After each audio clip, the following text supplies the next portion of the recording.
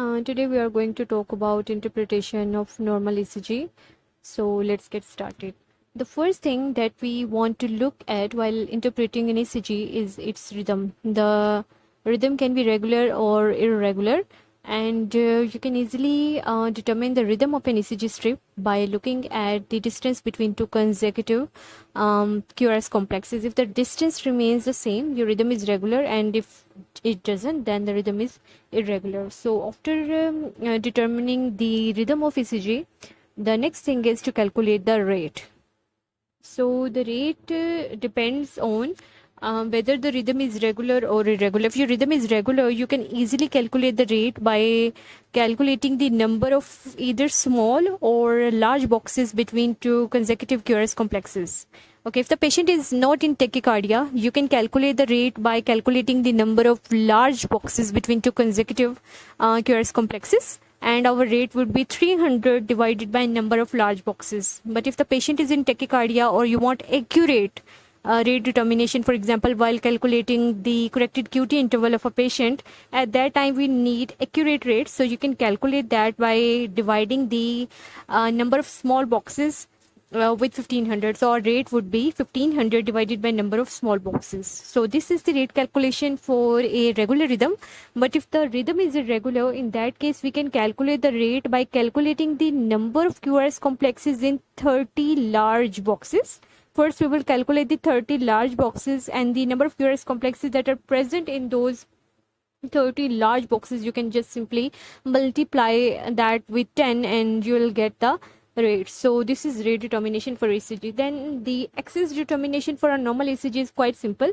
You want to look at lead 1 and lead AVF. If the direction of the R wave in both of these leads, or direction of the or the deflection, you can say deflection of your QRS complexes in both of these leads is in upward direction, then your axis is normal. But if they are facing towards each other, like 1 and AVF, they are facing towards each other, then this would be right axis deviation. So I have this weird mnemonic to memorize it in a way that it's a good thing to face each other while you're talking. So if they're facing towards each other, then it is right axis deviation. But if the one remains upwards and AVF goes down, they're facing away from each other, so it's not a good thing to do. So this is left axis deviation.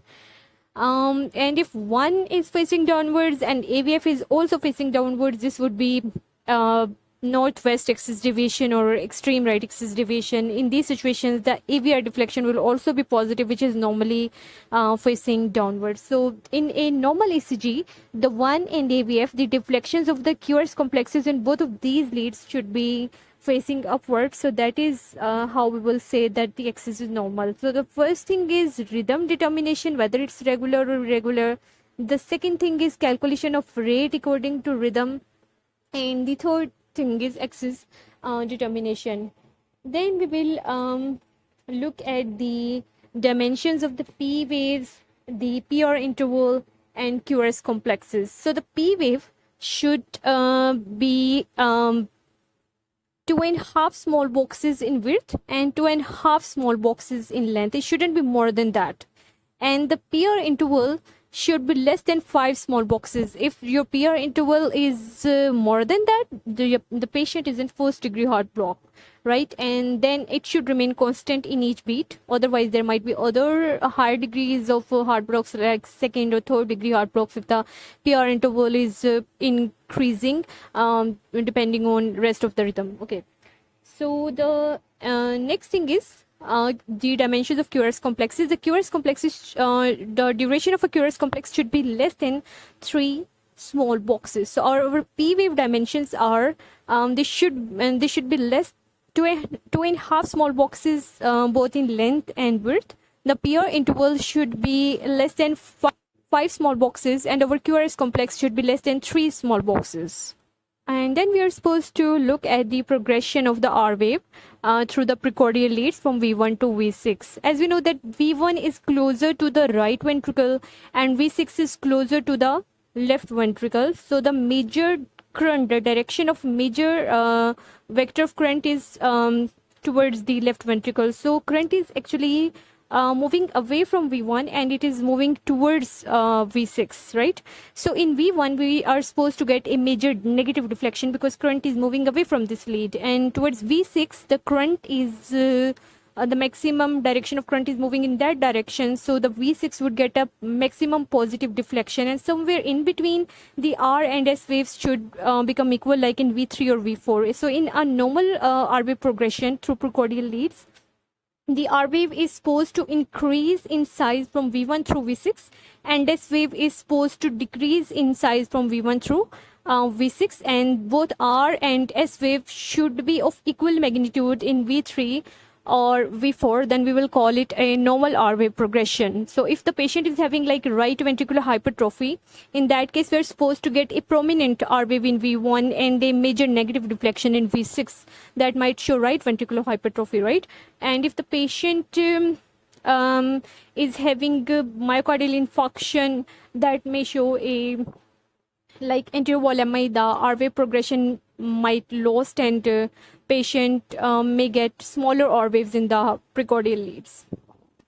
And in left ventricular hypertrophy, this normal phenomena would be exaggerated, like we will get a major negative deflection in V1 because maximum direction of current is flowing towards the left ventricle. In V6 we are supposed to get a major positive deflection, and we'll talk about all of these things in later video series.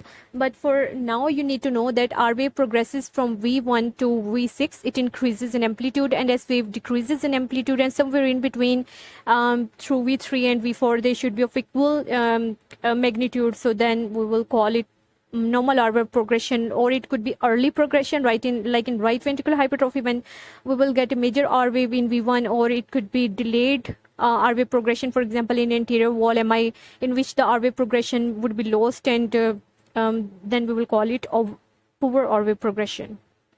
And the next thing is ST segment changings, and we are gonna look at each and every lead for ST elevation, depression, or T wave inversion throughout this ECG.